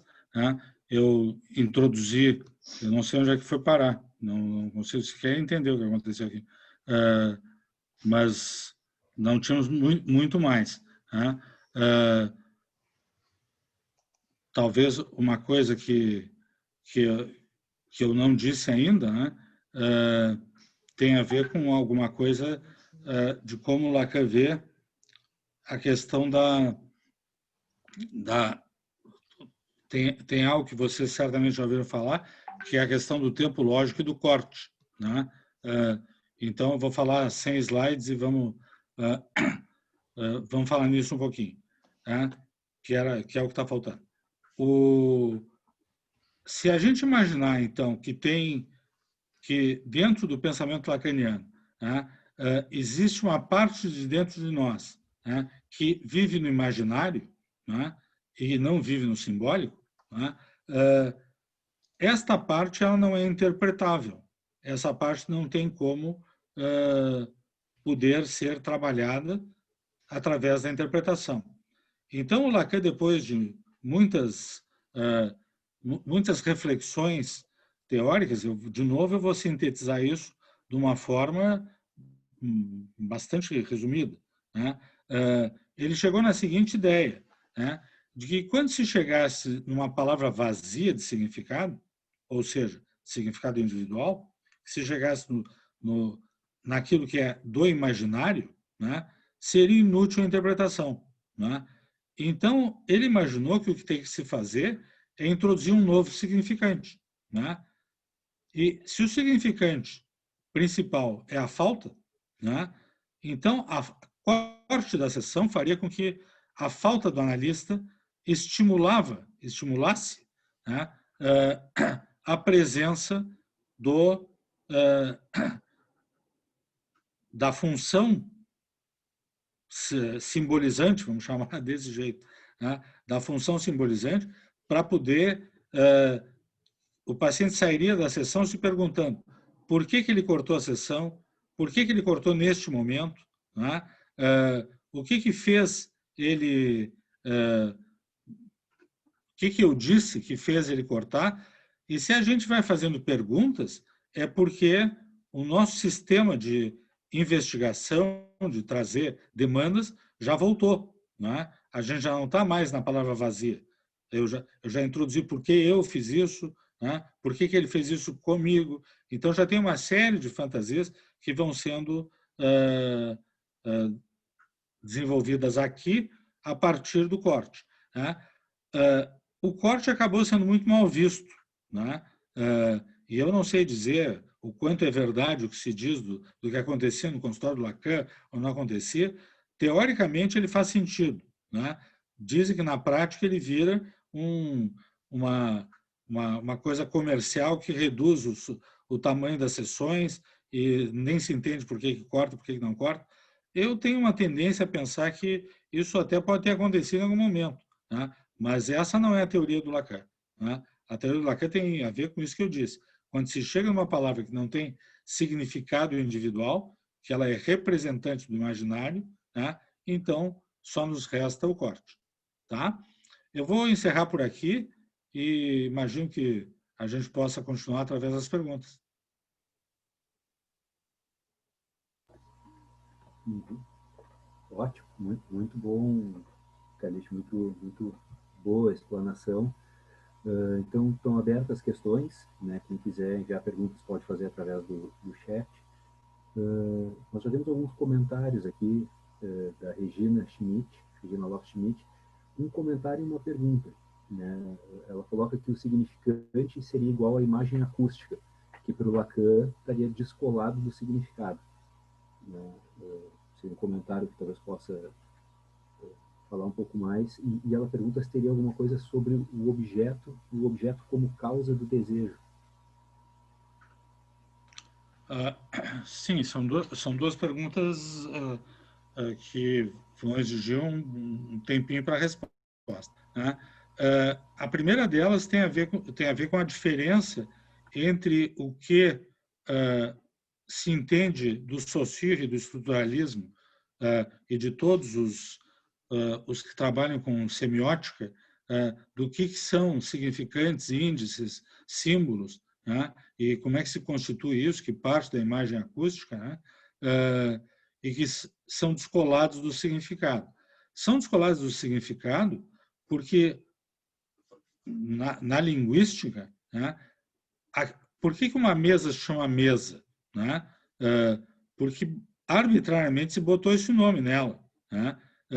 Não é que algo da nossa sensorialidade, algumas palavras são onomatopeicas ou algo assim, que se referem diretamente a algo que define fenomenologicamente o objeto. Mas, em geral, não é assim. Em geral, sei lá que percentagem, mas é alta. Das palavras, elas são arbitrariamente conectadas ao significante, né? Então, esse objeto que eu não tenho nome, eu vou lá e ponho o nome de mesa, né? Então, mesa passa a ser um objeto acústico, mas que não é conectado ao seu significado, né? O significado é arbitrário na semântica, né? O Lacan fez uma adaptação dessa teoria, dizendo que isto vale para aquilo que é do significado do objeto do grande outro, né? O significado que não é individual, né? Que, de uma certa forma, ele vai entrar também, ele vai colar no significante, né? Mas ele não vai dar o significado individual, né? Então, qual é a ideia que o Lacan tem para corrigir isso? Que no tratamento psicanalítico e na vida de crescimento psíquico também, nós teríamos que nos descolar do significante acústico, né? Para poder fazer com que ele voltasse a ter o poder de buscar um significado, e voltando a buscar o significado, a gente encontraria o significado individual. Não seria por pegar o significado da cultura, nem nenhum outro que se adaptasse ali, se colasse ali, quase que casualmente. Não é casual, mas quase que casualmente. Tá? A outra questão, o objeto como o desencadeante do desejo, isso tem a ver com um conceito que é bem complexo do Lacan. Só para complementar, Calixto, ela fala que é o objeto A. Isso. É o objeto A. Né? O objeto A é o objeto da angústia, né? E é a causa do desejo. Né? E é o objeto que organiza o que o Lacan chama dos discursos e organiza os laços sociais. Né?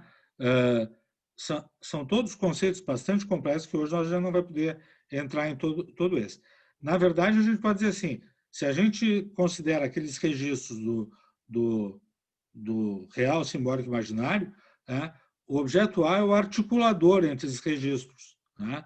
É o objeto que tem todas as relações com o sujeito, menos o da identidade.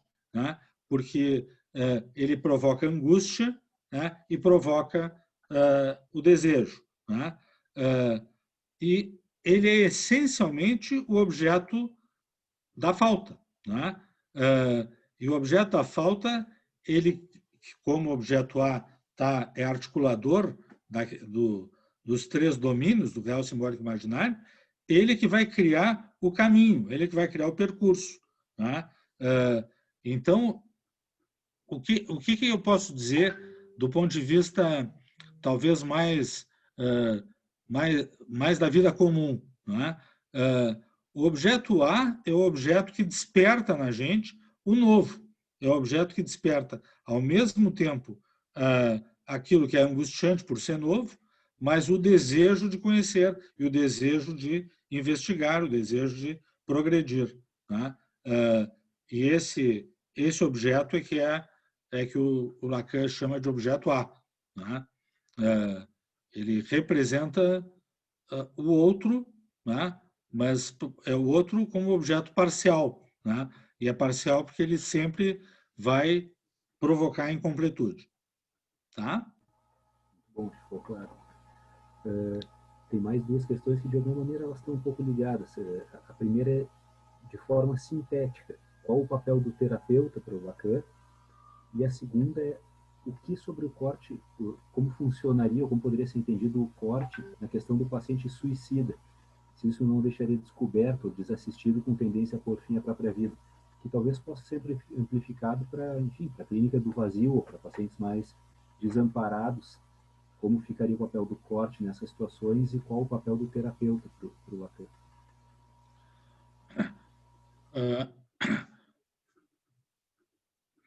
De novo, são perguntas bem amplas, né? Então, vamos primeiro imaginar o seguinte.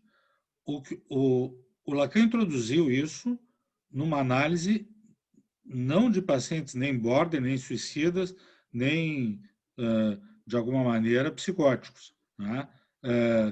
Era para trabalhar com o surgimento da palavra vazia em pacientes neuróticos, né?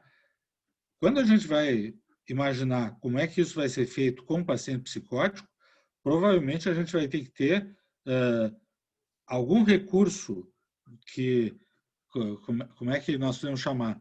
De aliança terapêutica, talvez, né? Nós vamos ter que ter algum tipo de organização do tratamento de uma outra maneira para que o paciente possa chegar a tolerar o corte, mesmo que o corte não seja o interromper a sessão, né?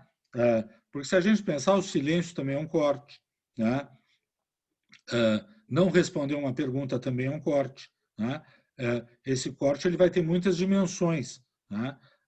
Então, para trabalhar com pacientes que têm uma tendência à ação, né? E principalmente a ação destrutiva, suicida, ou que vive no imaginário, né? Essa não pode ser a técnica única, né? Talvez tenha pessoas que trabalhem com isso. Eu não sou um lacaniano, então eu não conheço uma técnica que seja eficiente para pacientes dessa gravidade, sem que a gente tenha que ter outros recursos terapêuticos, como ter uma aliança terapêutica, uma necessidade de poder resgatar partes de pulsão de vida do paciente, mas aí nós já estamos fora da pergunta e mesmo do que o Lacan escreveu. Uhum. O Luciano Nogueira está parabenizando pela excelente aula e pergunta: gostaria de saber se Lacan apresentou conceitos ou compreensões próprias a respeito da transferência e contra-transferência. Sim. É que isso... Aí a gente teria que conversar sobre o ato psicanalítico, né? O Lacan se ocupou bastante com o que era o ato psicanalítico, né? O que era a situação psicanalítica, e ele introduziu a questão do desejo do analista, que se sobrepõe, de alguma forma, como sempre, a gente não pode fazer sobreposições que querem dizer que é a mesma coisa, mas que se sobrepõem à ideia de contratransferência, né? Ele, que eu saiba, ele nunca discutiu a contratransferência como hacker, ou como as pessoas, a Paula Hyman, né, que acabaram desenvolvendo esse conceito depois e utilizavam o conceito de contratransferência como algo criado pelos dois na sessão e, de alguma maneira, útil para o tratamento. Tem coisas que o Lacan escreveu que são sobre a presença do desejo do psicanalista, porque o desejo para o Lacan é algo que tem que ser buscado quase como centralmente, né? Buscar o desejo significa buscar a própria individualidade e vida do paciente e poder de ligação, né? O que liga os elementos é o desejo, né? Então, o paciente vai ter que conhecer o seu próprio desejo e o analista vai ter que conhecer o seu desejo, né? Eu acho que, para quem não é lacaniano, conhecer o seu próprio desejo é conhecer a sua contratransferência. E o Lacan escreveu, não vou dizer bastante, mas escreveu sobre isso, e as pessoas que vieram depois de Lacan escreveram muito sobre isso, né? Sobre a presença, o desejo do analista nas sessões, né? Então, sim, a resposta sintética é sim, né? Tu colocaste também ali num dos últimos slides, né, Calixa, aquela figura do sujeito preso na gaiola como uma prisão ou uma estrutura linguística. E tu fizesse menção agora, eu acho interessante isso, e no início da tua fala, de, olha, Freud já disse isso, ou Klein já falou aquilo, ou, enfim, diversos autores. Né? Se nós, como terapeutas ou analistas, enfim, também não ficaríamos presos a uma estrutura conhecida, a nossa teoria psicanalítica nos impedindo de buscar novas e desconhecidas formações. Em duas dimensões, né? A primeira é que, quando a gente fica preso à teoria, né, a gente sai do fenômeno humano, né?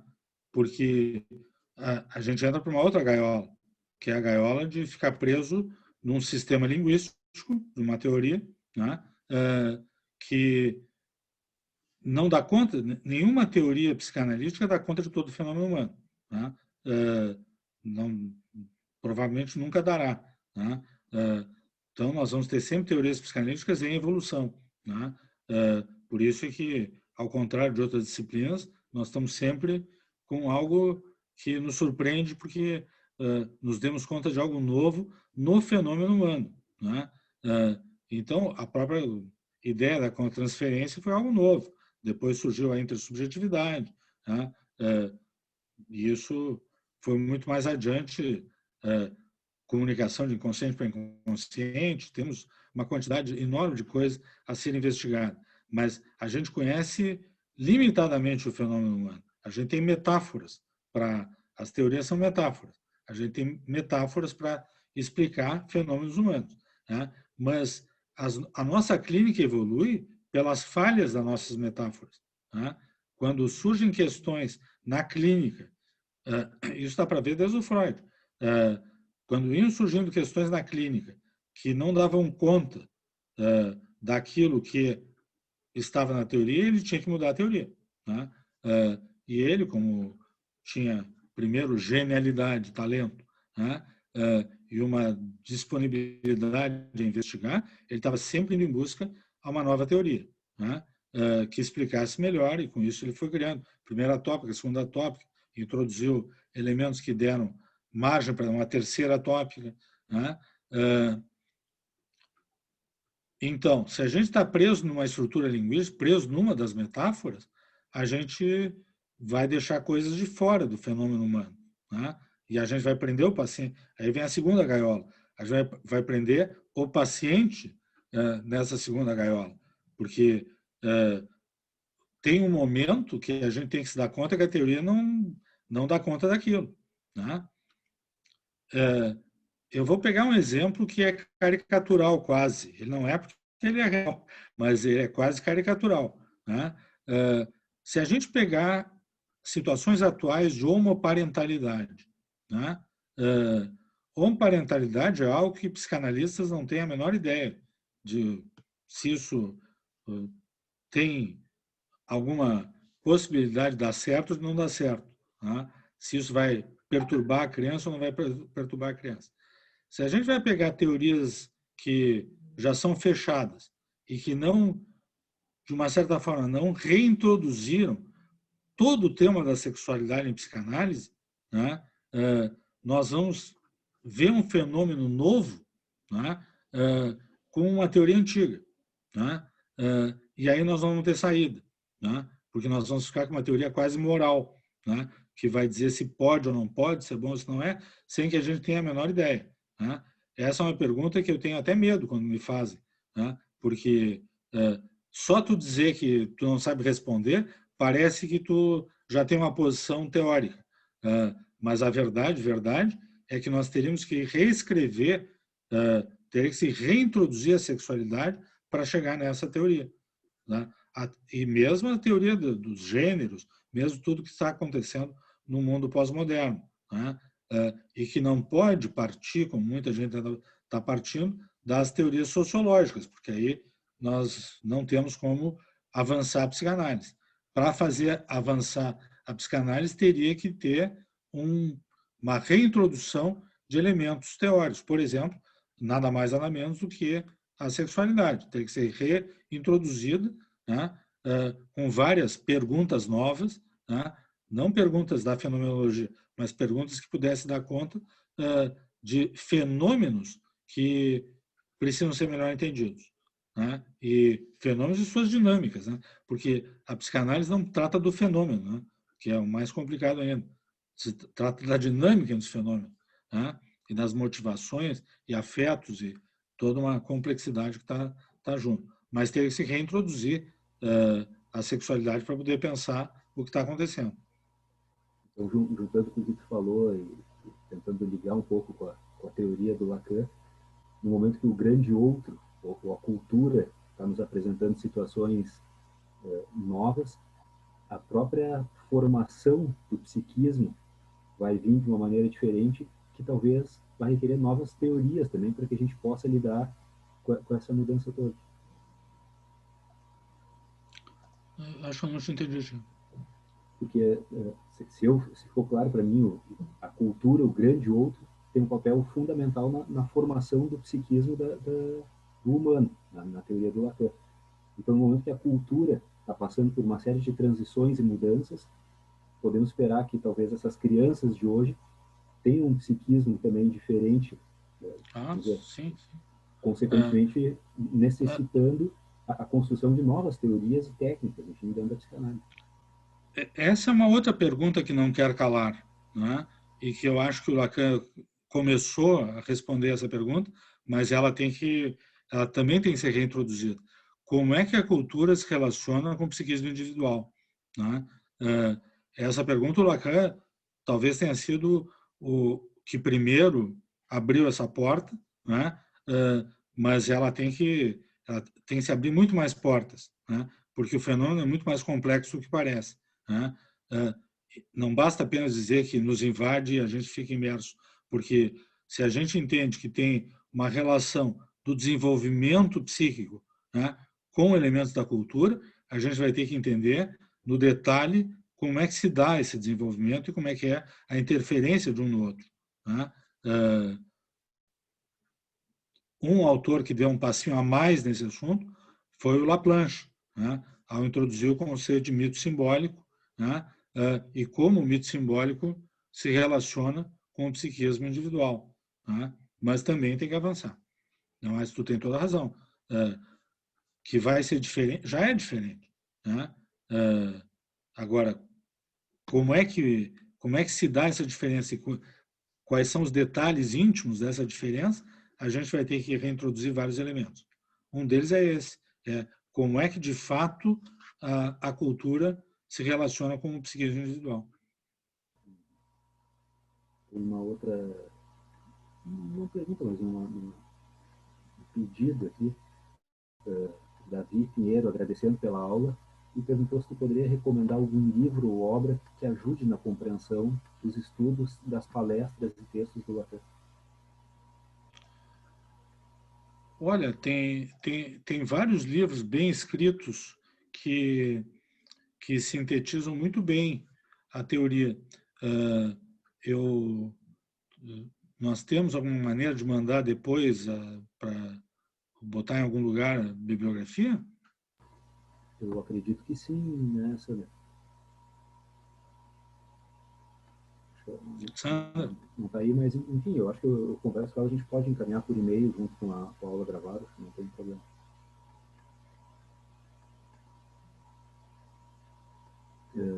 Tem um outro elogio aqui também da Regina Schmidt, parabenizando pela aula e dizendo que é um desafio hermenêutico tentar desentranhar o sentido do texto barroco de Lacan, e que tu fosse bastante claro, então agradecendo.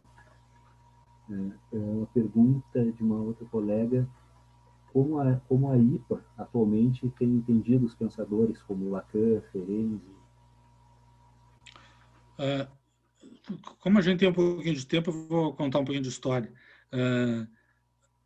O Lacan, como eu disse, o Lacan entrou brigando, né? Ele entrou brigando e saiu brigando da IPA, né? Não quero dizer que ele tinha razão, não tinha razão, mas ele entrou brigando e saiu brigando, né? Ele acabou sendo expulso da IPA formalmente por causa da história do corte das sessões, né? E principalmente por algo que se chamava passe. Chamava não, se chama, né? Que ele achava que, independente da pessoa estar estudando psicanálise ou não, né? Havia um momento da evolução dos pacientes dele que eles estavam tão conhecedores da estrutura do seu próprio psiquismo que eles já passavam para ser psicanalistas, né?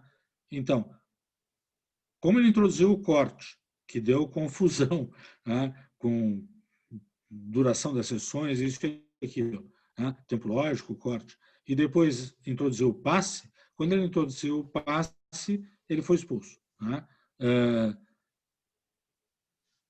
Aí teve um problema importantíssimo na França, né? Porque o Lacan era uma pessoa, eu já disse antes, né, com uma qualidade intelectual muito diferenciada, né? O que ele escreveu, sem dúvida, contribui, né? Abriu portas para muitas outras teorias, né? Então ficou um luto. Se expulsou o Lacan da IPA, mas ficou um luto forte pela morte, digamos, da alma, né, do Lacan, né? Isso dá para a gente ver em vários autores, por exemplo, o André Green, que é um autor excelente, faz sínteses fantásticas, desenvolve coisas maravilhosas, e ele tem muitas críticas ao Lacan, mas ele vive em diálogo com o Lacan, né? A quantidade de vezes que ele cita o Lacan para dizer que ele está de acordo, ou que ele discorda, né? Ou que aqui ele gostaria que o Lacan tivesse pensado assim, né? É claro que isso tem um luto junto, né? Para tu precisar voltar sempre àquele autor, né? É porque ele foi muito importante, né? Senão tu não precisa voltar tantas vezes para criticar uma pessoa, tu não precisa ficar 50 anos criticando a pessoa, né? Mas eu citei o André Green porque chega a ser caricatural, né? Mas tem outros autores franceses que fizeram a mesma coisa. Então, passados vários anos, né, desse luto muito mal elaborado e decisões repetidas dentro do movimento psicanalítico, né, começou a haver uma reaproximação. E, nesse momento,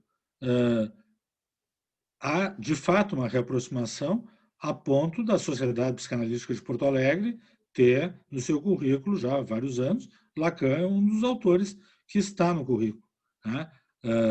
E eu não teria contato tão grande com Lacan se não tivesse havido uma reaproximação maior, né? Eu tive um contato muito direto com Laplanche, né? E convivi, trabalhei com ele um período, né? E para entender a teoria do Laplanche eu fui obrigado a conhecer coisas da teoria do Lacan. né? Aí tive que estudar, né? Mas isso só me foi facilitado porque o resto dos colegas também começaram a se interessar, né? Então, nos últimos anos, passou a se ter uma relação muito maior com a teoria do Lacan, e várias sociedades psicanalíticas têm, hoje em dia, no seu currículo, Lacan, né?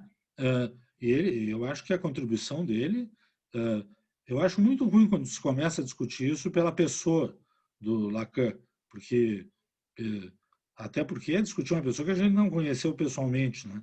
Então é conhecer histórias da pessoa, né? O que significa conhecer fofoca, né? Conhecer fofoca não é a melhor maneira da gente incluir ou excluir uma teoria. A teoria do Lacan é, como disse uma colega, ela é barroca, ela é difícil porque ele escreve de uma forma barroca, né? Ele escreve entre o barroco e o rococó, né? Porque é tão florido, tão cheio de meandros, é tão complexa a coisa que é difícil de ler, mesmo conhecendo a teoria, né? É difícil de ler Lacan. E tem várias pessoas que pensam que ele fazia isso de propósito, porque ele dizia nos seminários que ele não queria que entendessem a teoria dele, queria que as pessoas ficassem trabalhando a teoria dele e pudessem interpretá-la, né? Então ele dizia da forma enigmática, né? Mas ele não precisava ter feito um trabalho tão bem feito em criar enigmas tão complexos que às vezes a gente fica anos para poder entender um detalhe lá que é difícil entender. Mas, então, sinteticamente falando, há uma reaproximação, né? No mundo inteiro. Não tem mais ninguém que considere que a teoria do Lacan não pode mais ser ouvida, como era digamos, 20 anos atrás, né? Que não se fala em Lacan, né? Como se fosse uma pessoa banida e uma teoria banida. A teoria é muito densa, muito profunda e avança em muitos aspectos da teoria psicanalítica e abriu muitas portas, né? Lendo outros autores franceses, se vê o quanto ele influenciou esses autores franceses, né? E o quanto foi importante as portas que ele abriu. O assunto narcisismo, por exemplo, ele fez se dar uma volta. Esse texto da agressividade, eu disse antes, é um texto, ele não é um texto longo, ele é só muito difícil, mas ele é excelente, né? E ele é muito em cima do estado de espelho.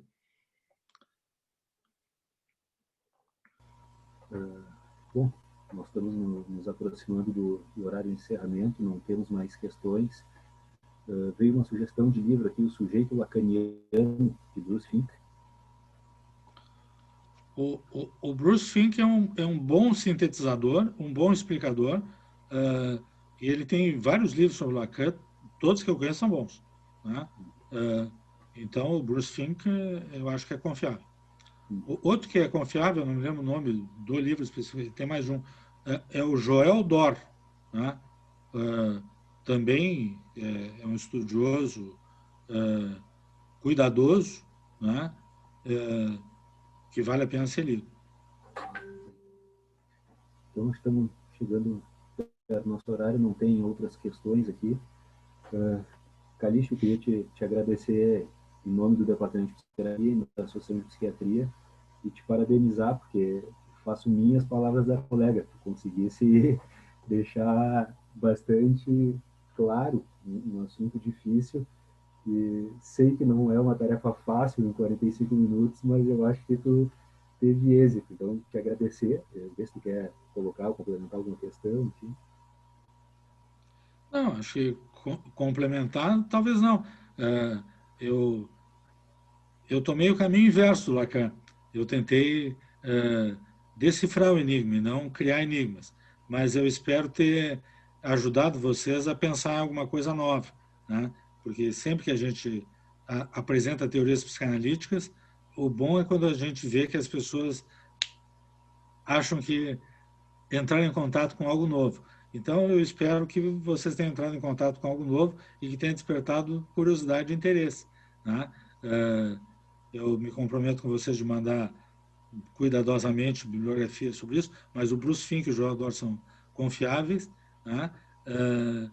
E quero agradecer a PRS, agradecer ao Thiago, né? E agradecer a todos vocês, que eu nem sei nem quem são, nem onde estão, mas grande outro é assim, a gente não sabe quem eles são. Estão convivendo com o corte. Então, boa noite a todos.